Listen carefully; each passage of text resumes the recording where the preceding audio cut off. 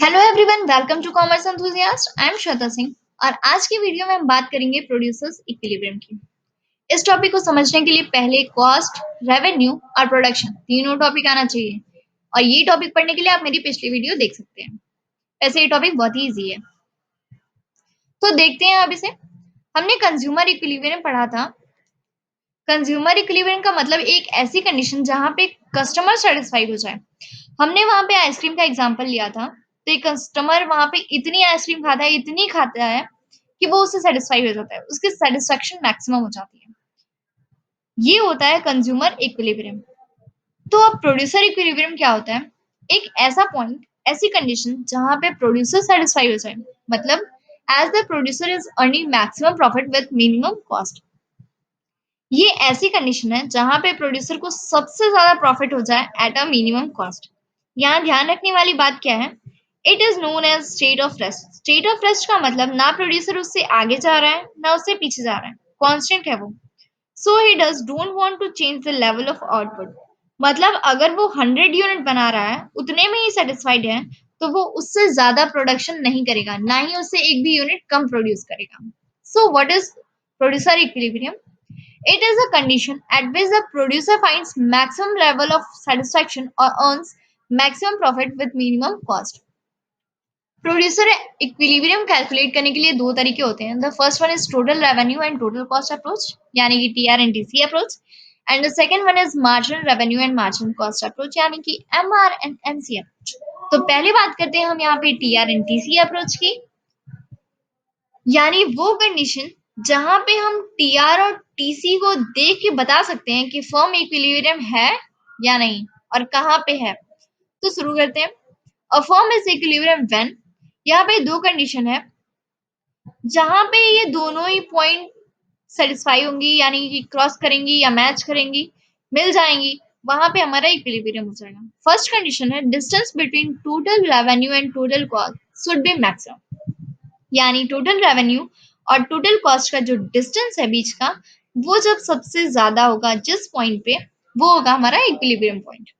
और दूसरी कंडीशन दी हुई है कि total revenue should be greater than total cost, यानी टोटल रेवेन्यू ज्यादा होना चाहिए टोटल कॉस्ट से। तो जब ये दोनों ही कंडीशन सेटिस्फाई होंगी, तब हमारे फर्म को इक्विलिब्रियम मिल जाएगा। डायग्राम देखते हैं। टोटल रेवेन्यू स्ट्रेट गया है, रेवेन्यू यानी बढ़ रहा है, हमारी प्रॉफिट बढ़ रही है, इसको हम रेवेन्यू में पढ़ चुके हैं। और टोटल कर्व मतलब टोटल कॉस्ट कर्व हमेशा ही एस शेप का होता है, because total cost curve total variable cost curve से डिराइव होता है। इसको हम कॉस्ट में पढ़ चुके हैं। जी और एच का जो पॉइंट है वो मैक्सिमम प्रॉफिट है और यहीं पे हमारा इक्विलिब्रियम होगा, बिकॉज दोनों जो कंडीशन है वो यहीं पे सेटिस्फाई होंगी। कौन कौन सी condition? Distance between T R and T C should be maximum, यहाँ पे वो कंडीशन है कि दोनों के बीच की डिस्टेंस मैक्सिमम है। और सेकंड कंडीशन कि T R is greater than T C, और यहाँ आप देख सकते हैं कि टोटल रेवेन्यू से कम है टोटल कॉस्ट, मतलब टोटल रेवेन्यू ज्यादा है। तो ये था हमारा T R and T C approach. अब देखते हैं next MR and MC approach. MR मतलब नेक्स्ट सामान को बेचने से कितना प्रॉफिट मिला और एमसी मतलब नेक्स्ट सामान बनाने पे कितना कॉस्ट लगा। इसमें दो कंडीशन आती है। फर्स्ट जो है वो है इन केस ऑफ परफेक्ट कंपटीशन, मतलब प्राइस कांस्टेंट रहेगा, और second in case of imperfect competition, मतलब यहाँ पे प्राइस गिरती रहेगी। तो पहले हम पढ़ेंगे MR and MC approach in perfect competition, मतलब यहाँ पे प्राइस कांस्टेंट रहेगी, और फिर पढ़ेंगे MR and MC approach in imperfect competition.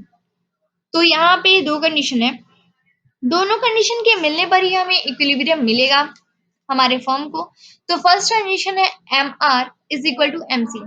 ध्यान रखना है यहाँ एम सी का मतलब मार्जिनल कॉस्ट है, मतलब मार्जिनल कॉस्ट और मार्जिनल रेवेन्यू के बराबर होना चाहिए।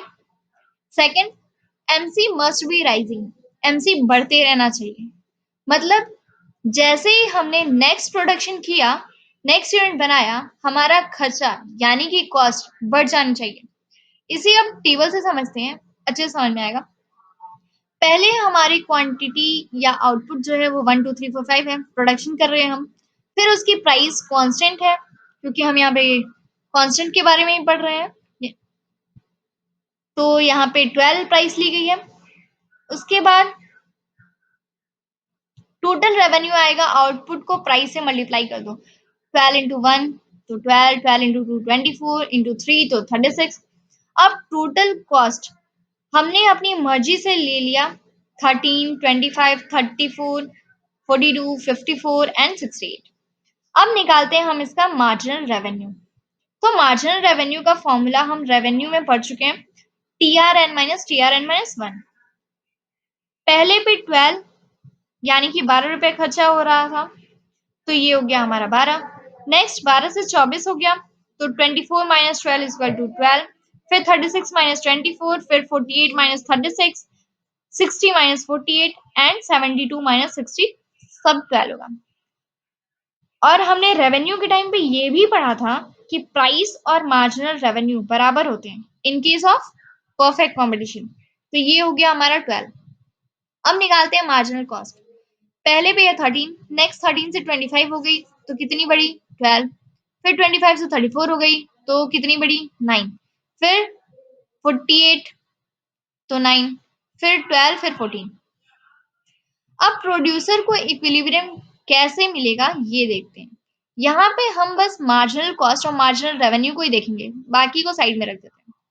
फर्स्ट यूनिट के प्रोडक्शन के टाइम पर मार्जिनल कॉस्ट ज्यादा है मार्जिनल रेवेन्यू से। तो जब हम स्टार्टिंग में कोई काम करते हैं या कुछ प्रोड्यूस करते हैं तो कॉस्ट ज्यादा लगती है और रेवेन्यू कम आती है, मतलब फायदा कम होता है और उसकी कॉस्ट बहुत ज्यादा होती है। बट जैसे जैसे हम नेक्स्ट प्रोडक्शन करते हैं तो थोड़ा सा मतलब नॉर्मल हो जाता है कॉस्ट, क्योंकि स्टार्टिंग में कोई भी चीज करो तो हर चीज की एडजस्टमेंट करनी पड़ती है, ये भी लेना है, ये भी लेना है, ये भी लेना है। और फायदा तो वही छोटा मोटा होता है, जो कोई उतना बेनिफिट तो होता नहीं है।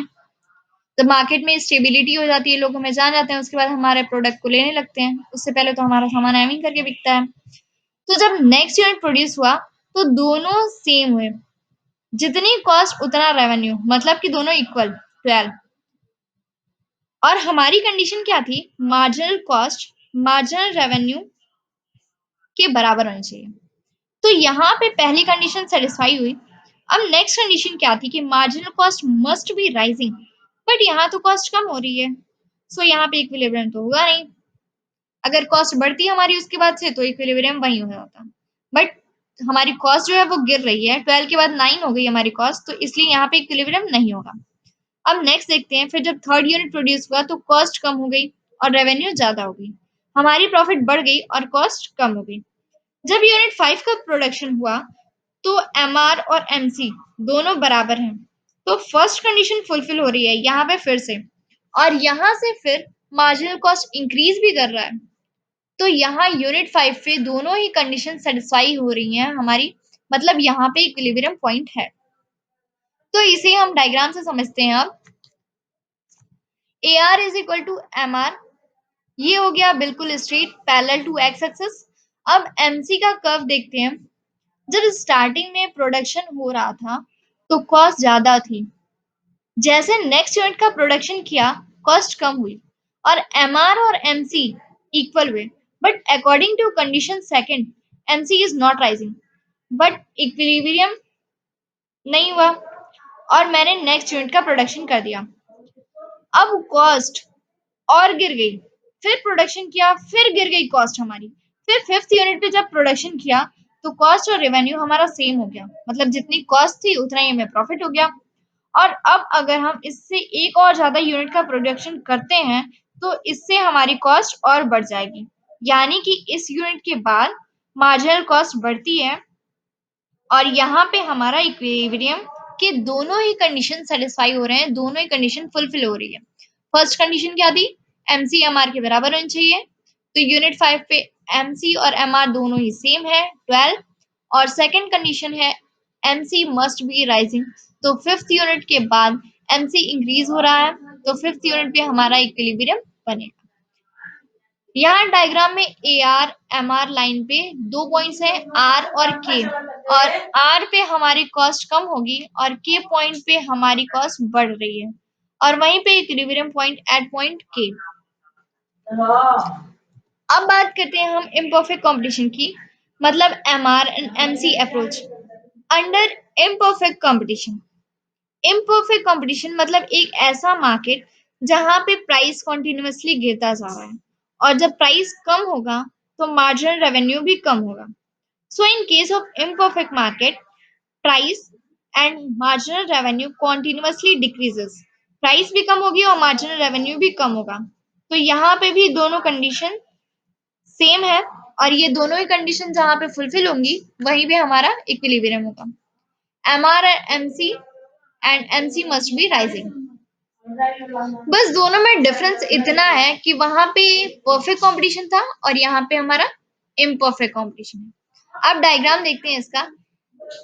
मार्जिनल रेवेन्यू कम होना चाहिए क्योंकि इम्परफेक्ट कंपटीशन है, तो मार्जिनल रेवेन्यू यहाँ गिर रहा है। और एमसी यानी कि मार्जिनल कॉस्ट बढ़ रहा है, बिकॉज मार्जिनल कॉस्ट हमेशा ही इंक्रीज करता है, चाहे वो कोई भी कंपटीशन हो, परफेक्ट कंपटीशन हो या इम्परफेक्ट कंपटीशन हो। तो दोनों कंडीशन यहाँ सेटिस्फाई करेगी। First, marginal revenue is equal to marginal cost, दोनों बराबर है तो एक ही पॉइंट पे हो रहा है। यहाँ पे दोनों काट रहे हैं, मतलब एक दूसरे को इंटरसेक्ट कर रहे हैं एट पॉइंट ई।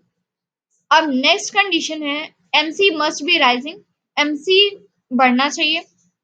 तो पॉइंट ई के बाद एमसी बढ़ रहा है, तो एट पॉइंट ई हमारा इक्विलिब्रियम है। तो ये था हमारा producer equilibrium in case of imperfect competition. अगर वीडियो अच्छी लगी हो तो इसे लाइक शेयर सब्सक्राइब जरूर करें। आप मुझे इंस्टाग्राम पे फॉलो कर सकते हैं, commerce enthusiast. Keep learning, keep supporting.